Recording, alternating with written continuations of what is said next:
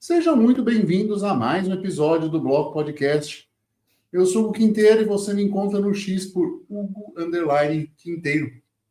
E no episódio de hoje vamos fazer um Bloco Podcast entrevista Private Law Society. Tudo bom, Júlio? Tudo bom, Marcos? Daí.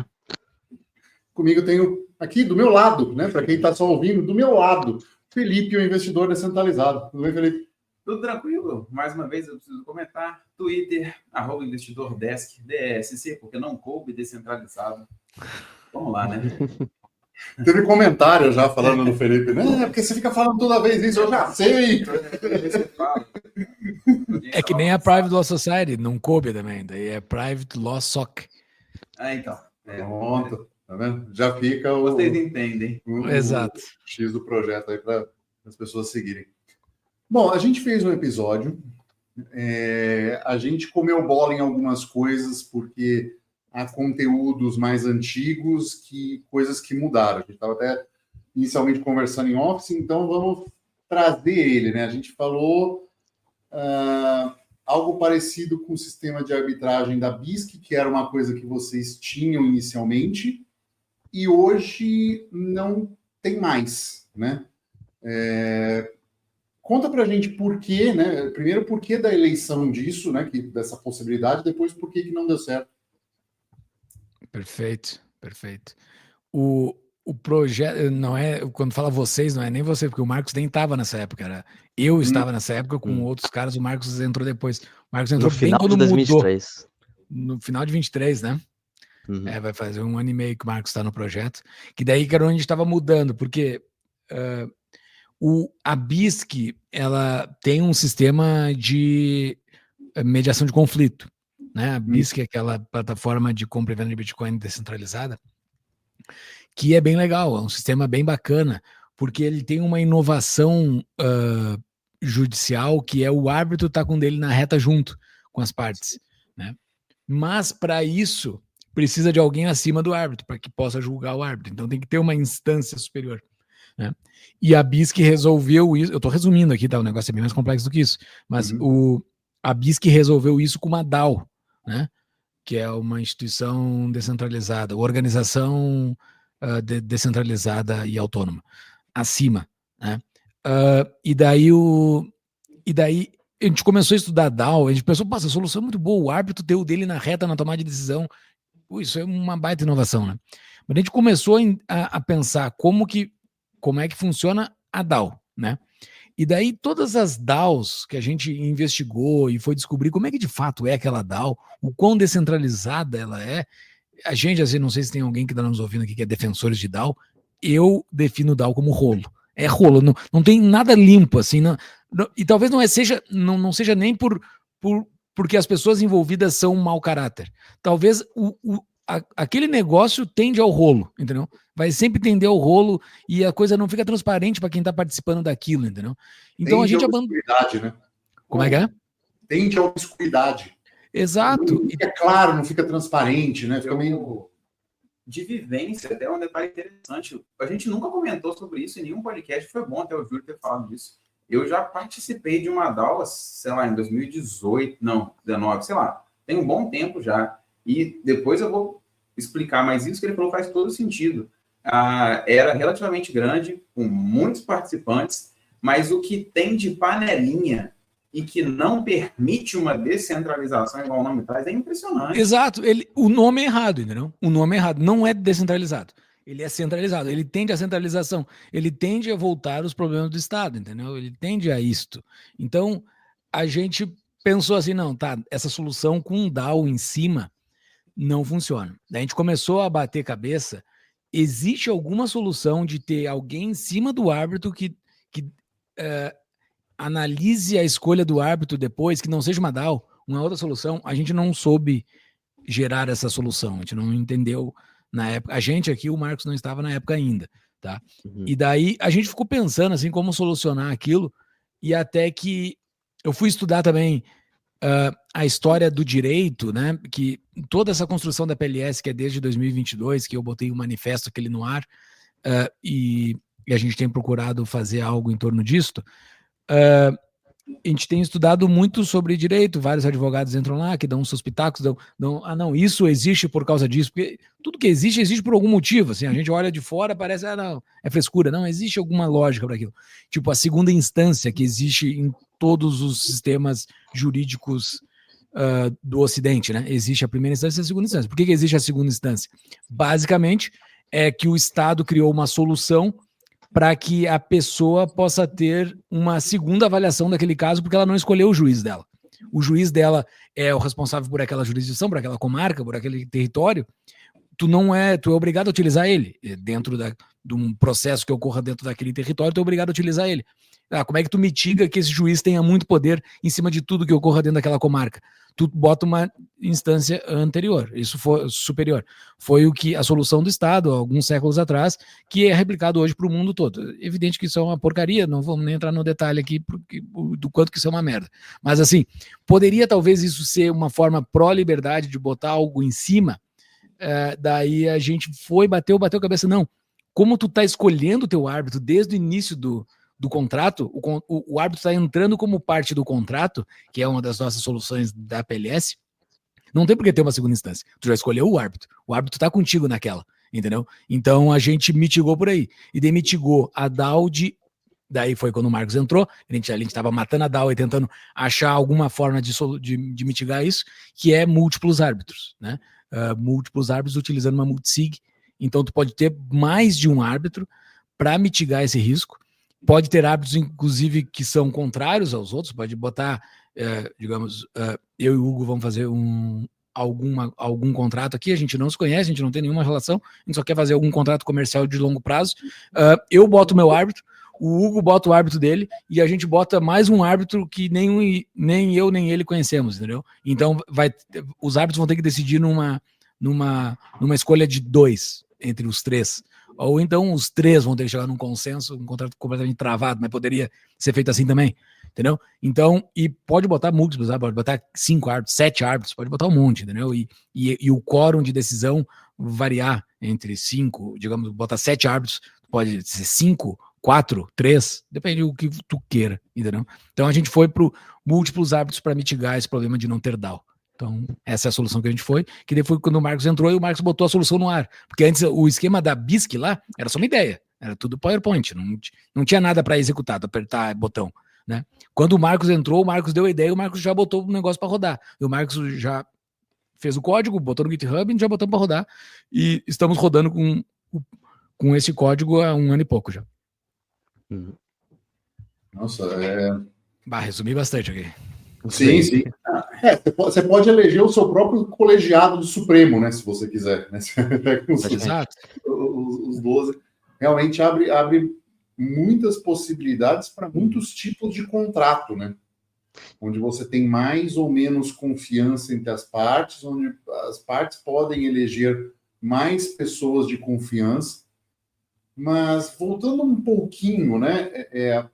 E pensando nisso, né? Eu acho que o interessante desse projeto, eu queria que você ampliasse um pouco mais, é um primeiro passo em cima de uma não solução estatal para resolução de conflitos ou de enforcement, né? Assim, é você obrigar a parte a cumprir ou ser penalizada sem ser Estado.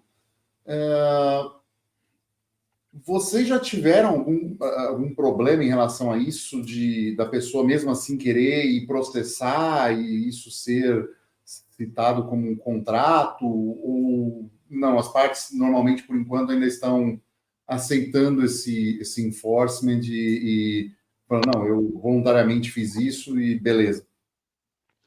Perdi. Por enquanto, não. Por enquanto, não. Mas tenho certeza que eventualmente vai acontecer. Exatamente. Não que a gente saiba também, né? Porque os contratos, eles não são públicos, né? Então é só entre as partes ali.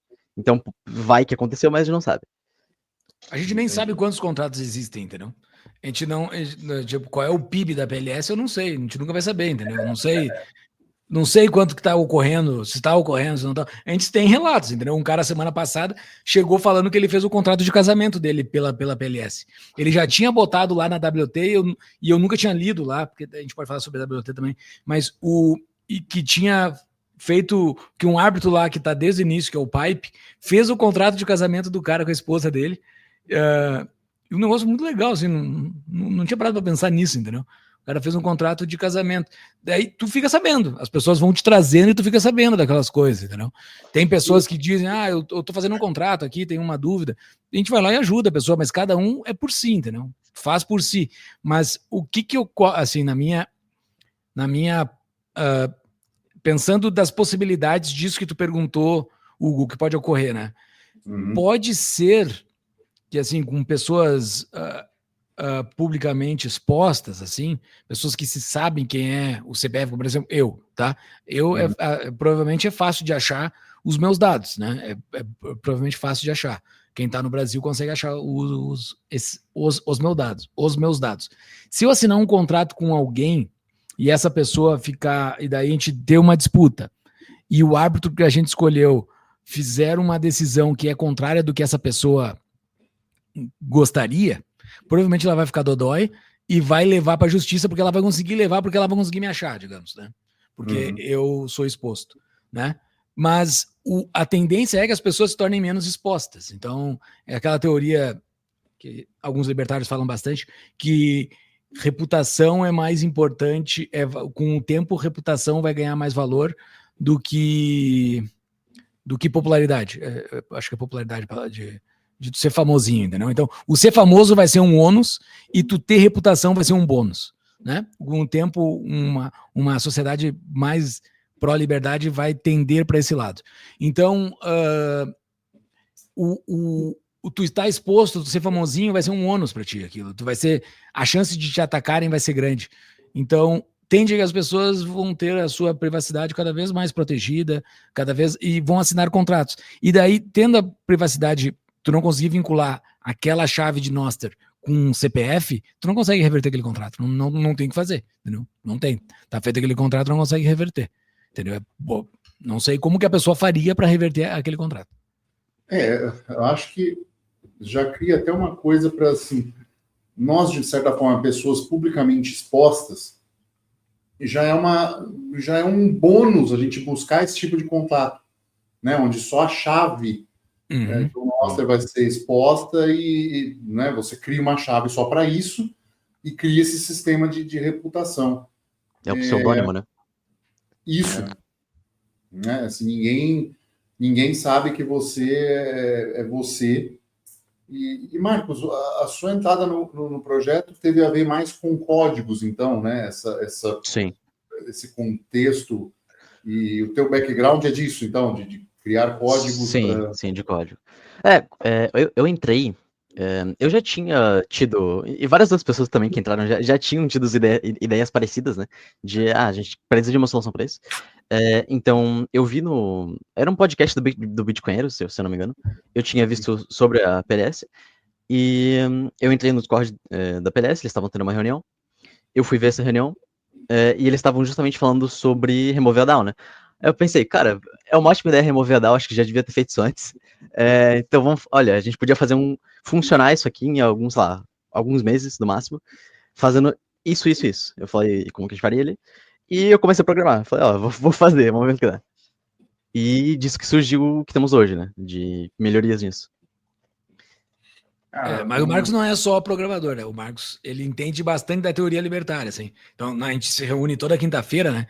O Marcos tem um conhecimento grande, assim, porque tu tem que a gente vai tomando decisões com o passar do tempo, né?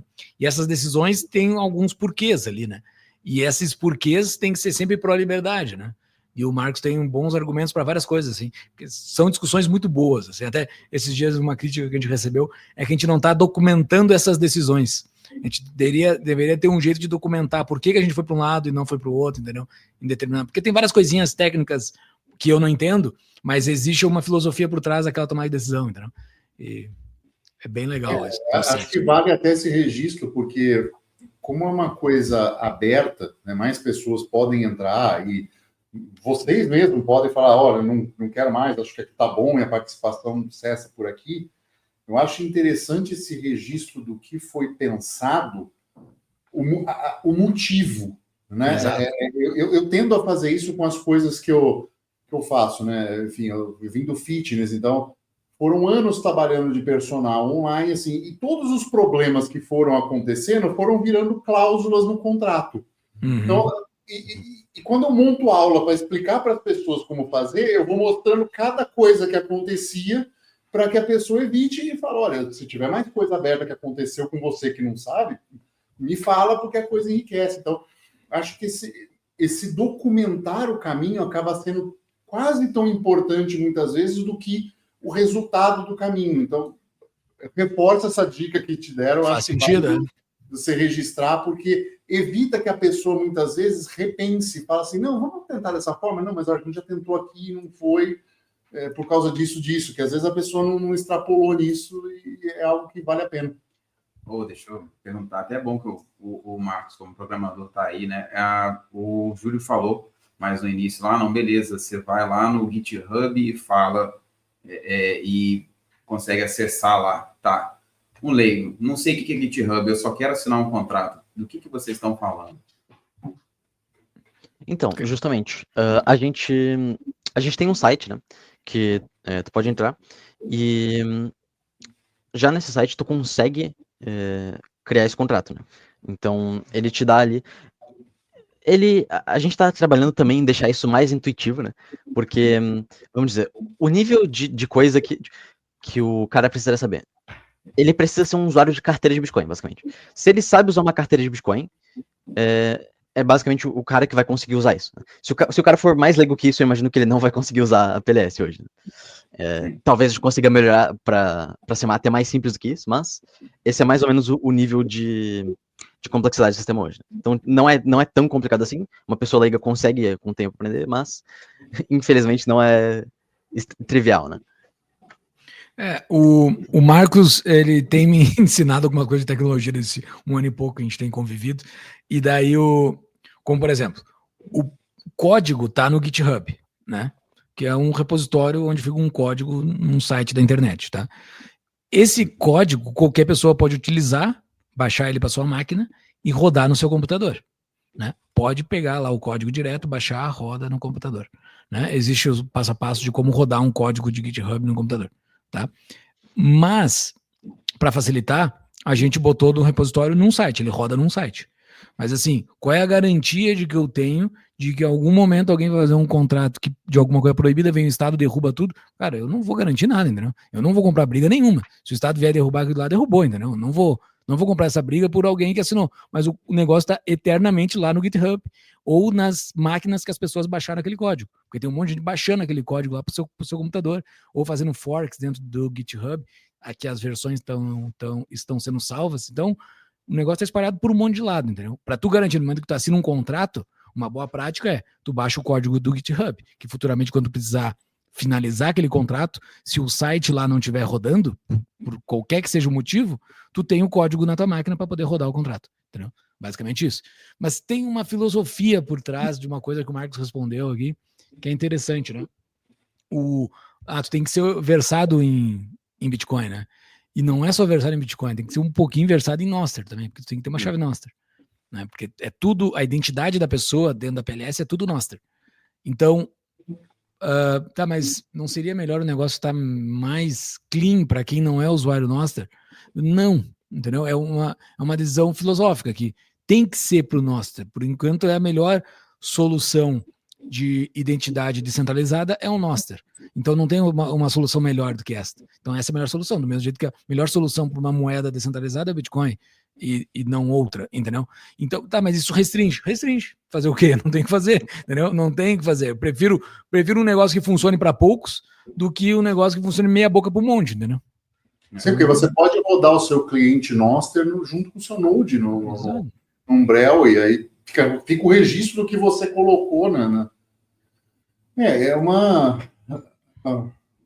é um novo mundo, eu diria até para quem mais comum para quem é libertário, né? Para quem tem esse ethos mais cypherpunks e libertários, mas é um mundo completamente diferente, né? Pro socialista de esquerda ou socialista de direita, sabe?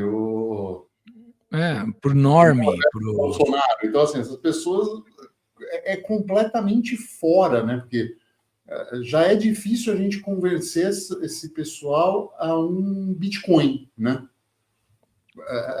Um fala que é coisa de esquerda, outro fala que é de direita, né?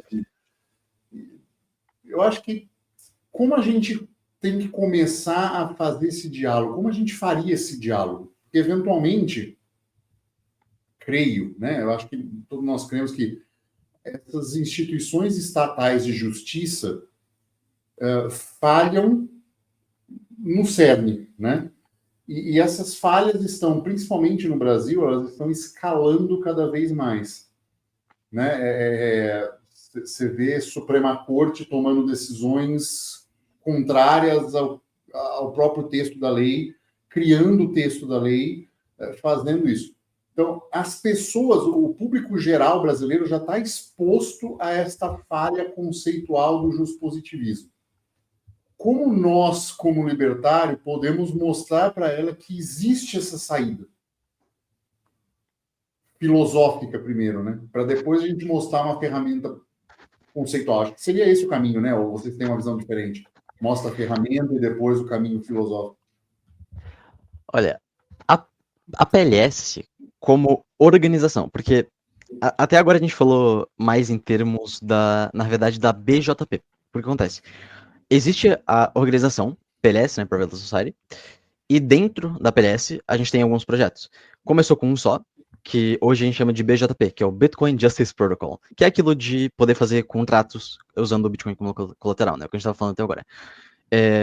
Tem um outro que foi mais recente, está em protótipo ainda, que é o Web of Trust, que é para reputação descentralizada, né? E são esses dois projetos que a gente tem hoje. Eu não sei que tipo de projeto a gente teria no futuro, mas a gente pode ter projetos a mais do que esses, né? Até para solucionar mais casos de uso. Qual que é, pelo menos a minha ideia com a PLS? É de tentar ter, como o nome diz, né? Private Law Society. Chegar mais próximo de uma sociedade de leis privadas, digamos. Que é o ROPA, né? Que deu esse nome. Mas seria uma sociedade mais livre, né? Onde a gente tem muito mais acordos contratuais e muito mais agressão, coerção. Como é com o caso do Estado. E eu não sei, cara, se o grande público um dia vai usar isso, entendeu? Eu tenho muitas dúvidas, Hugo, porque o grande, que nem tu mesmo falou, né? O grande público não tá nem preocupado com Bitcoin, entendeu? Eles querem viver nessa ilusão toda. Então, que vivam nessa ilusão, entendeu? A minha preocupação é que tem uma solução para quem não quer viver na ilusão, entendeu? Quem quer achar uma solução, e eu nem sei se isso tudo que a gente está fazendo vai dar certo também, né? Pode dar tudo errado, pode ser uma porcaria, o negócio não funcionar. Mas eu quero dizer para os meus netos que eu tentei, entendeu? Que eu estou entregando um mundo de merda para eles, mas pelo menos que eu tentei fazer alguma coisa, entendeu? Pô, pelo amor de Deus. Kármica, né? Exato, alguma coisa eu tentei fazer, assim. Porra, estamos tentando achar uma solução, entendeu? Eu acho que massa crítica para uma discussão futura, a gente já gerou uma baita massa crítica. Porque talvez alguém implemente uma solução melhor do que a nossa no futuro, provavelmente a gente vai contribuir com soluções que a gente já pensou, que a gente já está pensando em algumas coisas de dentro que alguém que faça algo melhor no futuro possa utilizar, entendeu? Mas eu acho que o norme, a pessoa ali que vê Globo, sabe? Essa pessoa não quer, entendeu? Não quer, a pessoa quer viver, quer que algum político vai resolver o problema dela, ela jura que vai ser isso, ok, viva a sua vida assim, entendeu? Até que o nosso projeto aqui não tem nada. Uma vez um cara nos acusou que a gente estava, isso tudo que vocês estão fazendo é engenharia social, né? Como se a gente tivesse mudando o mundo, sabe? O cara entra quem quer, entendeu? Eu não quero mudar nada do mundo. O mundo que siga do jeito que é. Quer esperar a INSS, faz o que quiser da tua vida. Eu tô nem aí, eu não quero acabar com a INSS, eu não tenho essa vontade, entendeu? Sigam com a vida de vocês, paguem suas DARF, eu tô nem aí. Pode esperar essa vida que tu tá esperando. Mas eu só quero ter uma alternativa, só isso. Só quero que tenha uma porta de alternativa que as pessoas que queiram, entrem. Quem não quer, não entra, entendeu?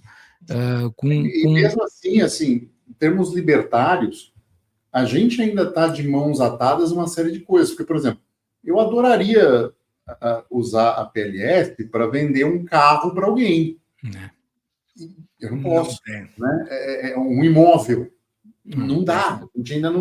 A gente tem coisas que, infelizmente, o Estado monopolizou de uma tal forma que ainda vai ser preciso ele cair em muitos níveis para que consiga ter essa possibilidade, né? Porque o Estado é muito forte no que é físico, né?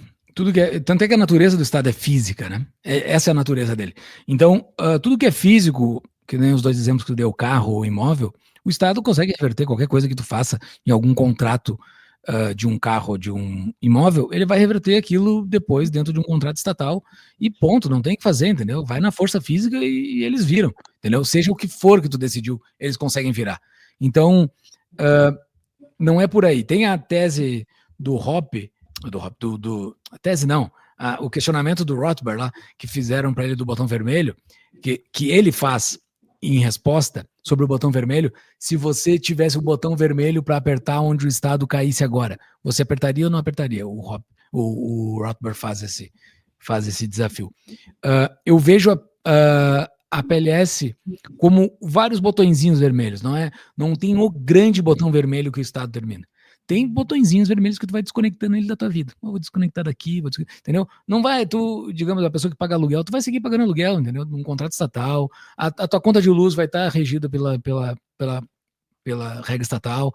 Essas coisas tu não vai conseguir fugir, entendeu? Mas existem algumas coisinhas que já conseguem, entendeu? E fugindo dessas coisinhas, ali se cria o mercado de árbitro, que é a minha tese, que é o que eu espero disso tudo, o primeiro grande sinal de sucesso disso tudo, é quando tiver um mercado de árbitros pujante. Assim, existem árbitros reconhecidos por uma certa comunidade. Ali eu vou dizer, o negócio agora tá andando. Agora foi, entendeu? Porque é aí que vai funcionar a coisa, ao meu ver, de ter uma justiça privada. Pessoas que reconheçam aqueles árbitros para mediar os seus conflitos, entendeu? Isso vai ser legal quando acontecer, talvez. Então, para essas coisinhas paralelas já serviria, entendeu? Prestar um serviço, vou prestar um serviço para ti de 12 meses aqui, vamos fazer um contrato aqui de longo prazo. Porque coisas que se liquidam no momento não precisaria fazer contrato, via de regra, né? Eu vou te vender uma coisa aqui qualquer, não tem por que fazer um contrato, mas coisas de longo prazo precisa para um mundo livre. Então, isso seria os principais casos de uso que eu já escuto falar que já estão utilizando para a PLS. Tu faz um contrato de longo prazo, ou contrato de sucesso, por exemplo. Tem um usuário lá que a gente ouviu falar que ele faz contratos de sucesso. Por exemplo, a pessoa contrata ele tem a pessoa contrata ele para fazer algo e a pessoa paga no momento que ele entrega o algo, entendeu? É um contrato de sucesso, né? Ou então contratos de longo prazo de prestação de serviço. Vou trabalhar para ti durante 12 meses, tu me paga mensalmente, serviria também, entendeu? Essas coisas. O cara do casamento, pelo jeito, serviu para ele, entendeu? Então. É interessante que o árbitro, que as pessoas conheçam o árbitro ou conheçam só através de uma chave pública. Que aí é beleza, né? A reputação. A reputação, exatamente. É interessante que reconheça a reputação daquele cara. Tá. Que ele seja um cara confiável, né? É isso que precisa surgir, né? Que as pessoas consigam confiar naqueles árbitros, e qualquer pessoa pode ser um árbitro, não te cadastra para ser árbitro, né? Qualquer pessoa pode ser árbitro, basta tu ter uma chave Noster, entendeu? Então, e a gente até fez essa crítica, né? Mas a entrada, né? A entrada de todo mundo eu acho que é válida, super justo, né? O problema é, tipo assim, se o cara entrar e quiser sair do nada e tal, tipo assim, realmente é um problema, né? A ser resolvido, né? Tipo assim, entrei, não quero ficar muito, né? Isso é uma parte... No caso, tu farmar a tua reputação e tu dar um golpe depois sumindo? Ou farmar de maneira artificial, entendeu? Sim. Eu entro e vocês fazem contratos assim, a gente combina que eu fico e é para isso que tem a WT. É para isso que tem a WT, Então, aí entrando na Web of Trust aí, que é a ideia, sim, vamos lá. Explica pra gente a ideia, só pra gente passar isso melhor para quem tá ouvindo e não conhece de nada. Aí depois eu passo então, WT é Web of Trust, literalmente rede de confiança, né? Rede, no caso, uma rede de reputação. O que seria isso? Seria, no seu nível mais básico, né? Pessoas dando avaliações, notas, umas às outras, de um jeito que tu consegue construir uma rede de reputação, né? Uma rede de confiança através disso. Então, por exemplo, imagina não, né? Um caso real aqui. Eu não conheço bem o Hugo Quinteiro, nem o Felipe. mas o Júlio pode ser que conheça eles melhor. E vamos dizer que o Júlio deu uma nota positiva para você, pro Hugo, né? Então, eu, apesar de não conhecer o Hugo, eu posso ver na minha rede de confiança quem que eu conheço que conhece o Hugo, né? Então, eu conheço o Júlio conhece o Hugo, e o Júlio deu nota positiva pro Hugo. Quem que tu conhece que tu confia, né? Porque digamos que tu não confiasse em mim, provavelmente tu não confiaria no Hugo. Exatamente. Então, tu poderia ver isso em vários níveis, né? Por enquanto, o que a gente tem é uma tabela, né? Porque como a gente ainda não tem muitos usuários, a gente ainda não teve a necessidade de colocar isso em uma forma mais complexa, realmente de visualização. Porque como que é a nossa ideia de visualização, né? O cara poderia entrar nessa WT, né? Ele poderia colocar, eu quero ver, sei lá, a reputação do Hugo baseada em mim. Porque é uma coisa importante. A WT, uma reputação, ela é sempre baseada na tua perspectiva, certo? É sempre baseada em quem tu primeiro confia. Então, nesse caso, eu só poderia confiar no Hugo porque eu sei, porque eu já confio no Júlio e o Júlio confia no Hugo, certo? Eu vou ver que tem essa relação. Eu não confiaria no Hugo se não tivesse nenhuma conexão com ele, certo? Não teria motivo pra fazer isso. Porque eu não sei quem é o cara, é só uma chave pública pra mim, certo? Pode ser qualquer pessoa. Cara, isso aí foi uma coisa que o Marcos me ensinou, eu não tinha sacado isso, porque nos acusaram, é legal explicar o que é a coisa pelo que ela não é, né? Porque nos acusaram sobre a WT, isso aí é crédito social chinês, entendeu? Vai ficar as pessoas com um carimbo nas costas do que ela vale, do que não vale, entendeu?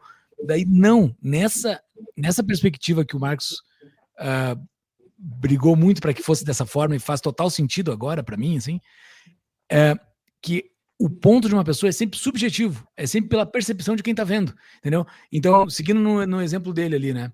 Eu não conheço o Felipe, mas eu conheço o Hugo, né?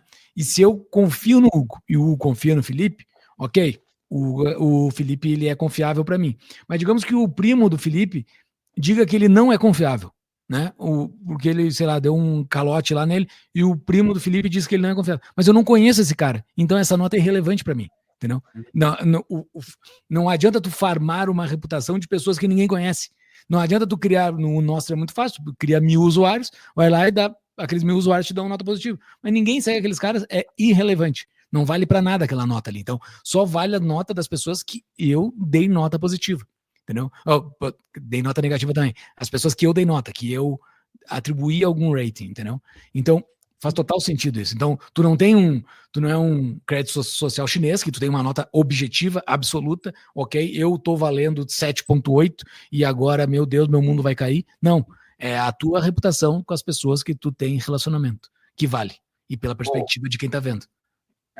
Essa solução, né, o Web of Trust, assim, imaginamos que isso fosse grande o suficiente, cara, isso é sensacional, assim, é muito necessário, principalmente no mundo descentralizado, né, onde você não pode confiar numa outra chave pública, você não sabe quem é, sabe, então você precisa disso, esse tipo de coisa é maneiríssimo. Mas, assim, entram algumas dificuldades que eu gostaria de saber, né? Se vocês já pensaram nesses detalhes que vocês vão eventualmente ter que resolver isso. Às vezes já até tem essa ideia.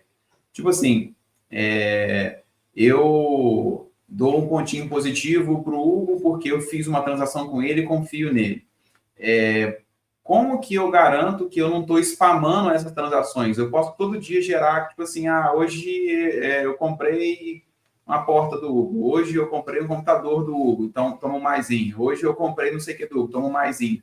E, tipo assim, eu tô só meio que, talvez, forçando o ranking dele subir, alguma coisa assim, sabe? Não tem como fazer isso. Não tem, nossa solução não tem. Vai lá, não tem como. Porque, pra deixar tu tentar visualizar isso daqui melhor, não existe isso de tu continuar dando notas. Tu só dá uma nota pra uma chave, certo? Então, vamos dizer, a chave do Hugo. Tu dá uma nota, e a única coisa que tu pode fazer depois é alterar essa única nota que tu deu. Então, tu sempre vai ter uma única nota pra uma pessoa. Não existe isso de, dou mais um. Mesmo que tiver feito 5 contratos. Exato. Só pode mesmo que não tenha feito contrato nenhum, mesmo que nunca tenha feito contrato. Entendeu? Tu só dá uma nota pra uma pessoa. Só tem um ponto de conexão entre duas chaves, entendeu? Que é uma nota. E daí, assim, que nem o Marcos falou, a gente tem hoje um grande tabelão. E dentro desse tabelão, cada um vai interpretar da sua forma. Cada um pode interpretar da sua forma. Não tem nem... Eu tô só dizendo a forma que tu poderia interpretar, mas não necessariamente tu pode interpretar dessa forma. Cada um faz o que quiser com aquele tabelão, entendeu? Uma coisa que pode ser feito, que já nos trouxeram, que é uma ideia boa, é o decaimento com o passar do tempo. Uma nota mais recente tem mais peso. Poderia. Tu faz o algoritmo que tu quiser ali dentro daquela tabela. Cada um faz o que quiser com aquilo, entendeu? Mas ok, uma nota mais recente vale mais, talvez. Uma nota... Daí a gente... tem um ponto aqui, né? Que a gente tem que falar. Foi uma decisão que a gente tomou no meio do caminho. O Narcélio até que bateu nisso e eu achei bem legal essa solução dele. E não tem caso que eu já tenha visto. Que a nota é binária. É sim ou não. Não existe, não é que nem o Uber lá, que é 5 estrelas, ou 8 estrelas, 10 estrelas. É sim ou não. Tu confia ou não confia, entendeu? É só essas duas possibilidades. E daí a gente criou um segundo campo, que é, eu já tive ou não tive negócio com essa pessoa.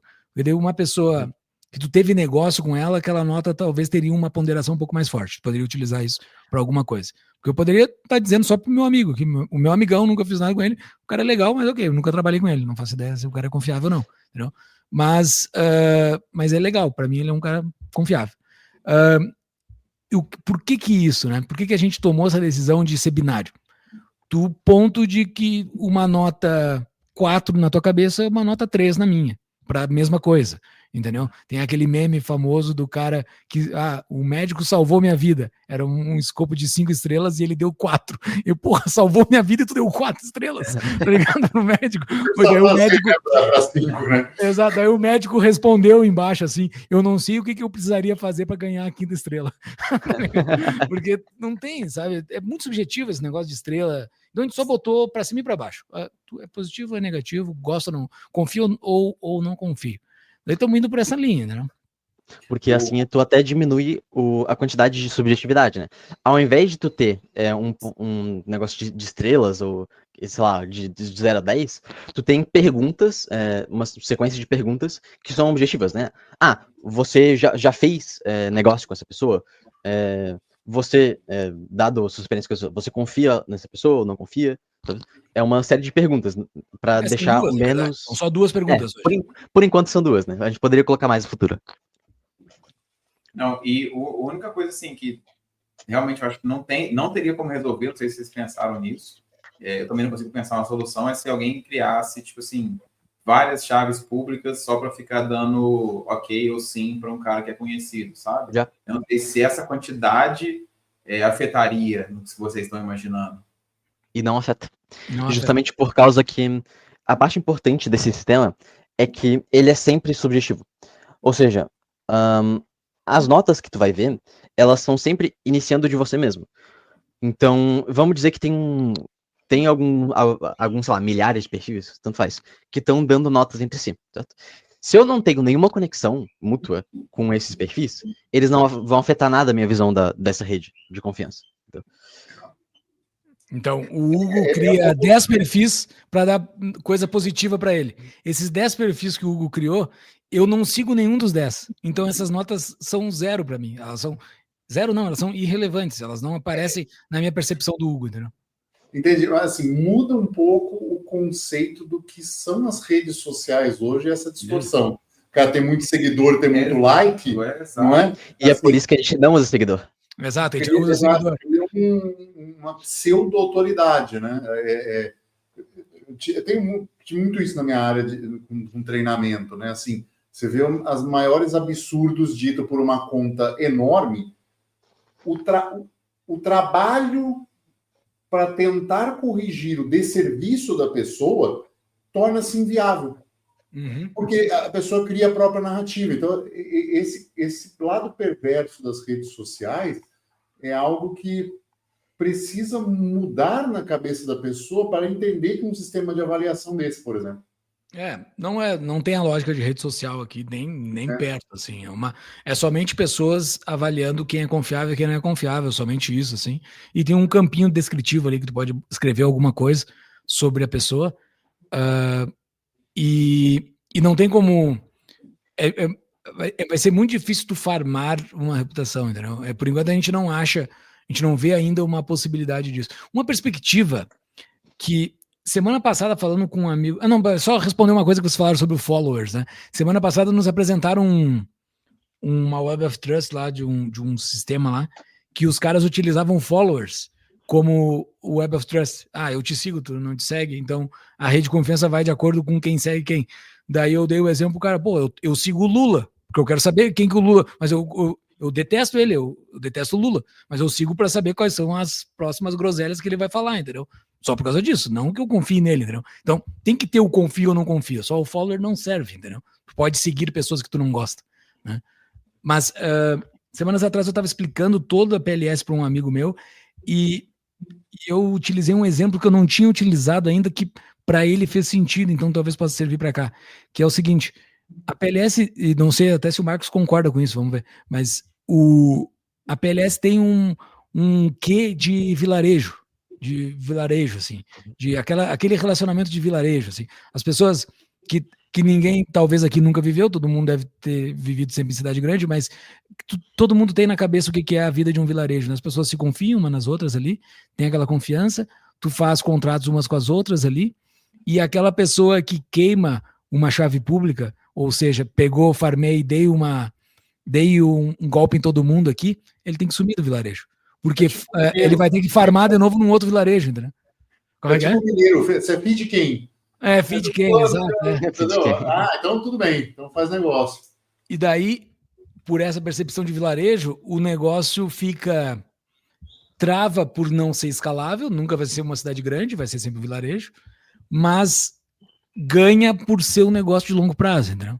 Pequeno, mas de longo prazo. Quem tá dentro, farma a sua reputação, tem os relacionamentos com as pessoas ali, faz seus negócios com as pessoas, e daí, em determinado momento, talvez, isso é só uma hipótese, os contratos da BJP, que a gente começou falando aqui na primeira parte da entrevista, que é os contratos assinados com colateral, a reputação pode ser tão valiosa a ponto de tu não precisar botar mais colateral um determinado nível de contrato. Não precisa mais colateral. Tá com a reputação. Eu escolhi um árbitro super forte dentro da rede. Se esse árbitro me der uma nota negativa, eu tô ralado.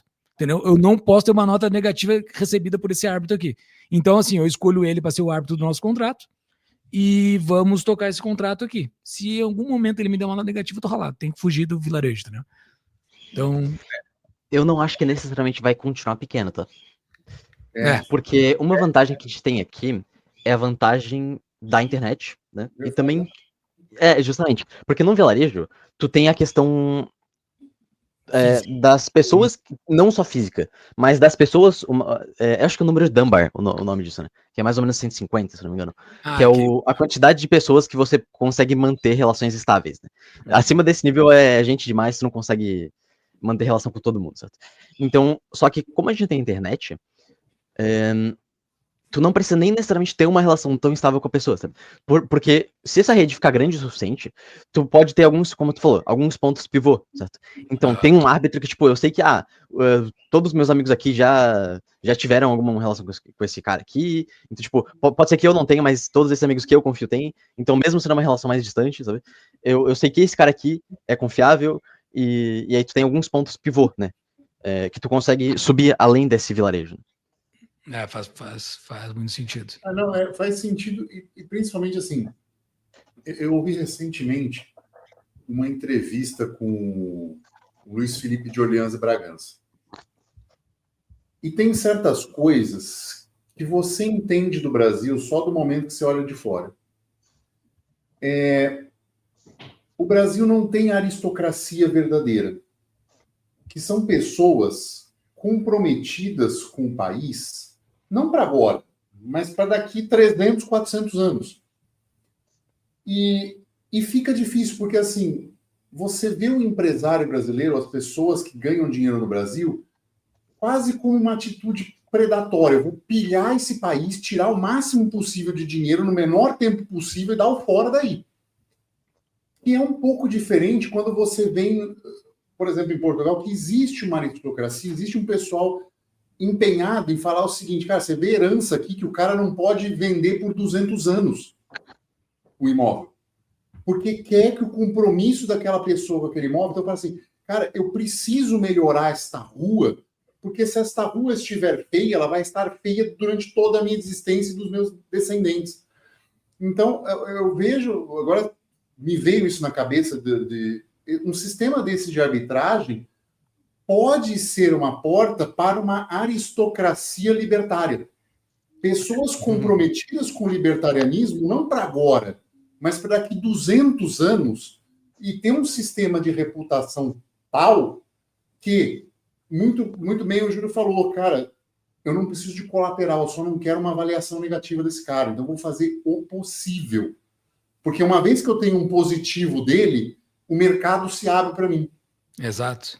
Isso é até uma ideia do Foer, né? O legal disso é que o que a gente está fazendo aqui não é quase nada ideia nossa, entendeu? É tudo ideia de outras pessoas, porque quando as pessoas chegam ali para contribuir de alguma forma com o projeto, já está meio que comprada com a ideia, porque já sabe o que é a ideia. A ideia de uma Private Law Society, para quem é libertário, tudo isso, é meio que dada, assim.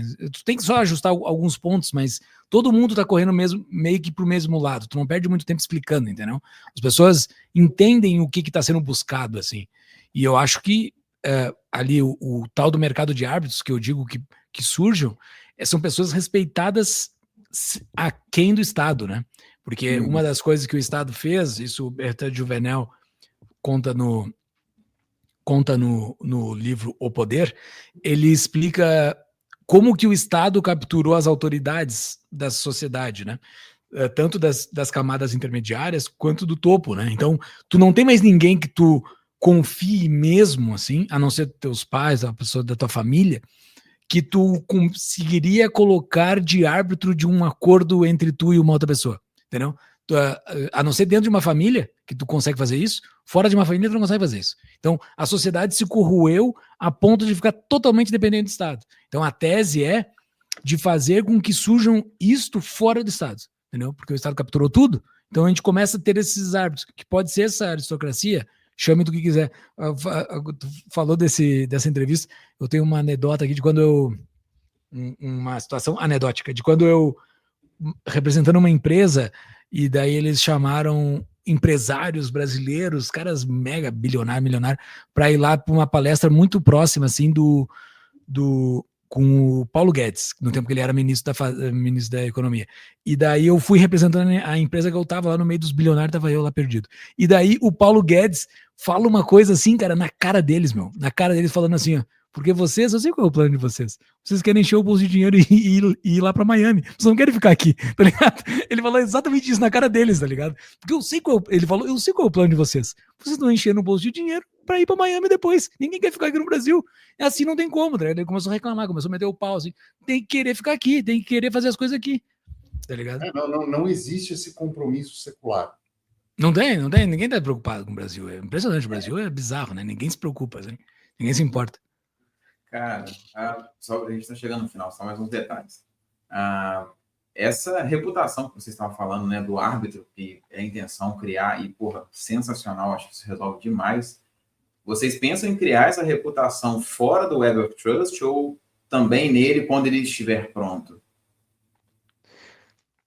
Ele já existe, né, como a gente tinha dito. Tu já consegue hoje lá publicar notas e ver notas de outras. A única questão é a visualização dele, né? Porque por enquanto ele é só um tabelão, né? Tu não tem uma visualização fácil de tu. Porque, como a gente estava falando ali, como uma rede mesmo, tu conseguir visualizar isso de um jeito que ele já cria automaticamente ali uma rede. Então, a gente está trabalhando nisso. Né? Por isso que eu digo, ele ainda é um protótipo, mas ele já funciona. Tu já consegue usar ele hoje. Já consegue dar notas, receber notas. Já tem um monte de nota lá. De vez em quando a gente entra lá, tem nota nova, assim. O pessoal tá se dando nota lá. Não, legal. Cara, eu acho essa ideia muito boa, por isso que eu tô, né, perguntando.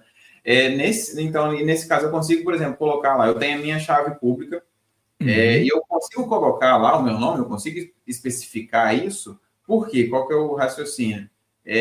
Hoje eu fui lá, coloquei minha chave pública, Felipe. Amanhã apareceu outra chave pública, Felipe.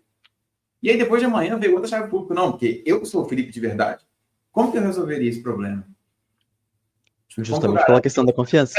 Justamente pela questão da confiança. Explicando, porque assim, no Discord, toda semana aparece um Hugo e um Felipe novo no nosso servidor, na galera e tentando passar golpe. Né? Então, uma das coisas assim, a tua chave, como é que tu sabe? Lá, eu e o Hugo, a gente falou pelo Twitter para marcar essa conversa aqui, né? Como é que o Hugo sabia que ele estava falando comigo mesmo, né? Por alguma coisa lá, aquele meu arroba do Twitter, esse meu arroba Júlio Santos Libe aí, ele sabe que sou eu. Por alguma coisa, por alguma conexão. E a minha chave do Nostr, tu sabe que sou eu, porque na minha chave do Twitter eu disse qual é a minha chave Nostr. Então eu sei que as pessoas sabem que aquela chave pública é a minha chave pública, é o Júlio lá. Entendeu?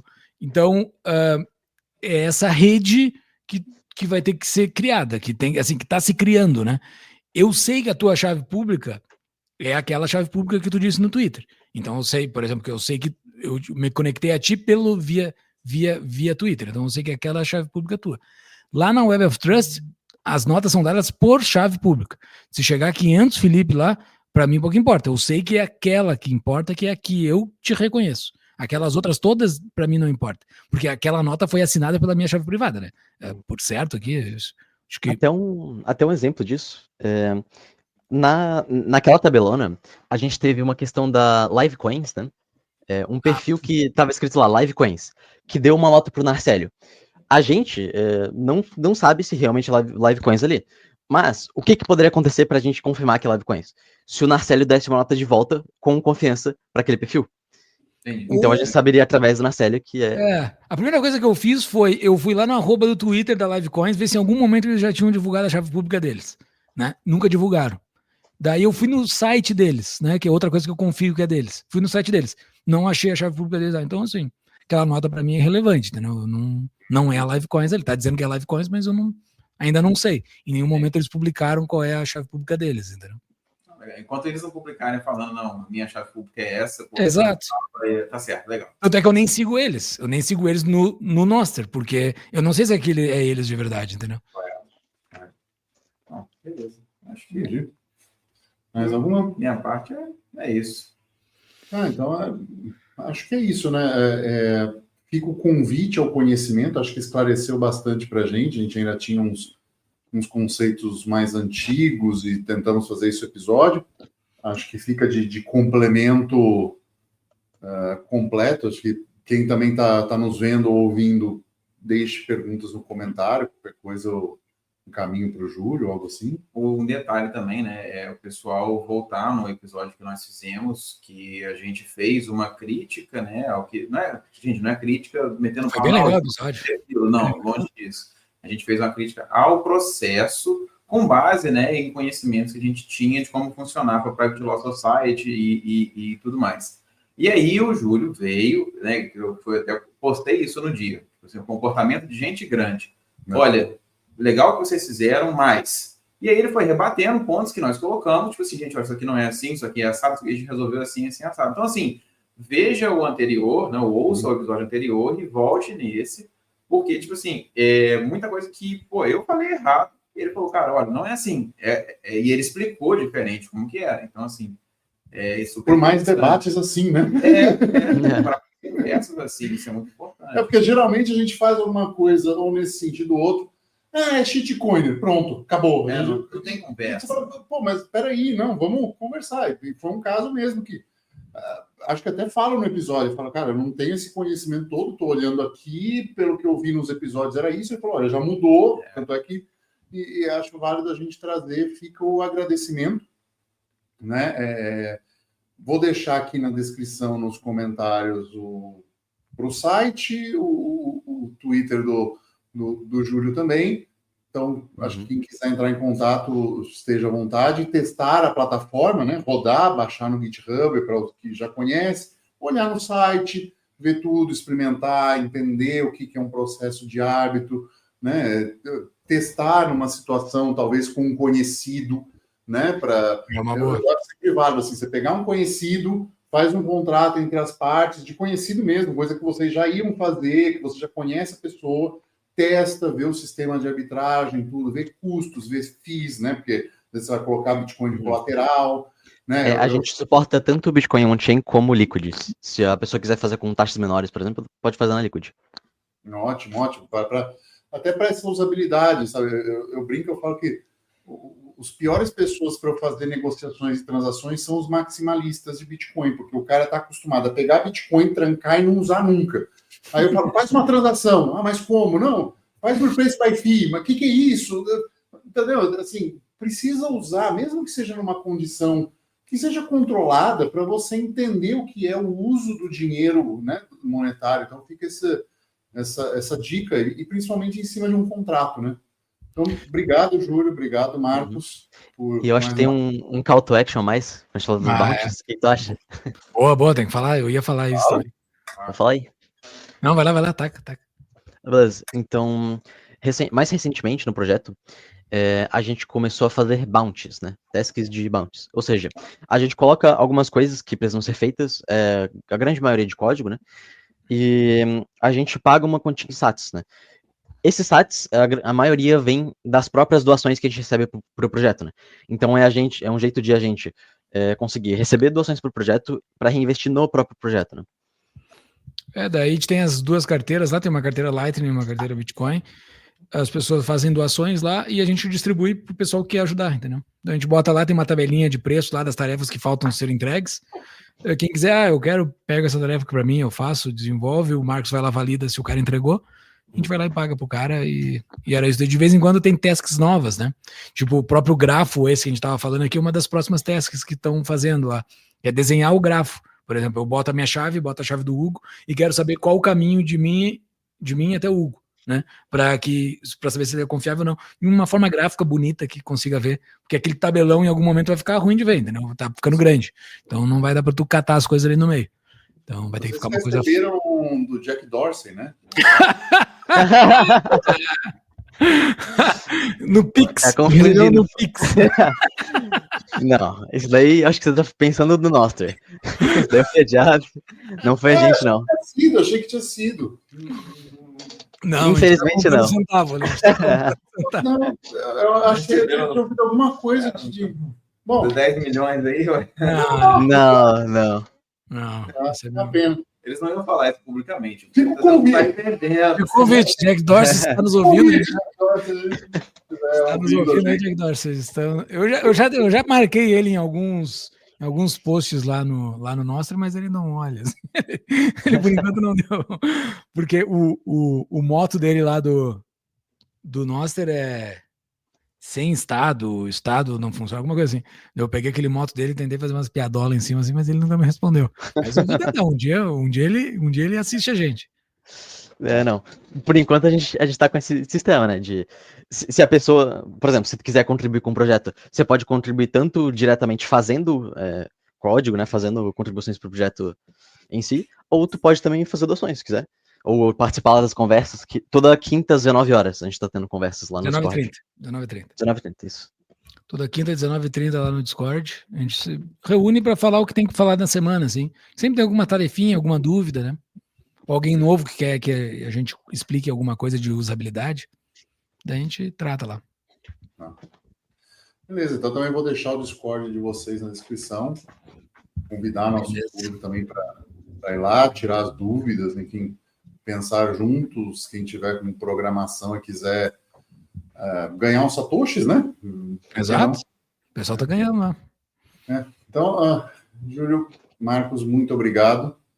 A gente vai ficando por aqui. Lembre-se, deixe seu comentário. Quem tiver falado para você sobre o Private Law Society, envie esse episódio também, ajuda a gente na divulgação. E é isso. Ficamos por aqui e tchau. Valeu.